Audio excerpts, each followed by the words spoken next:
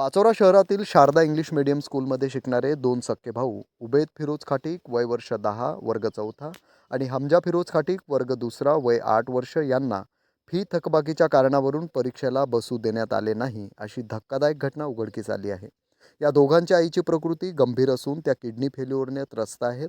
त्यामुळे कुटुंबाची आर्थिक परिस्थिती अत्यंत हलाखीची आहे. अशा अवस्थेत शाळेने विद्यार्थ्यांप्रती सहानुभूती न दाखवता त्यांच्या शिक्षणाचा मूलभूत हक्क हिरावून घेतला. ही घटना निंदनीय असल्याचे मत व्यक्त करण्यात आले आहे. या प्रकरणाची दखल घेत महाराष्ट्र नवनिर्माण विद्यार्थी सेनेतर्फे जिल्हाध्यक्ष श्री श्रीकृष्ण विठ्ठल दुंदुले यांनी गटशिक्षणाधिकारी पाचोरा तालुका यांच्याकडे लिखित तक्रार दाखल केली आहे. शाळा प्रशासनावर योग्य ती कारवाई करण्यात यावी अशी मागणी या निवेदनात करण्यात आली आहे.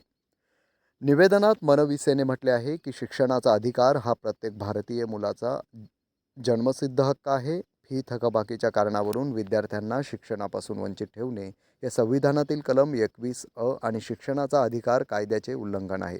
समाजातील गरीब आणि आजारग्रस्त कुटुंबाप्रती शाळांनी संवेदनशीलता दाखवावी हीच आमची अपेक्षा आहे.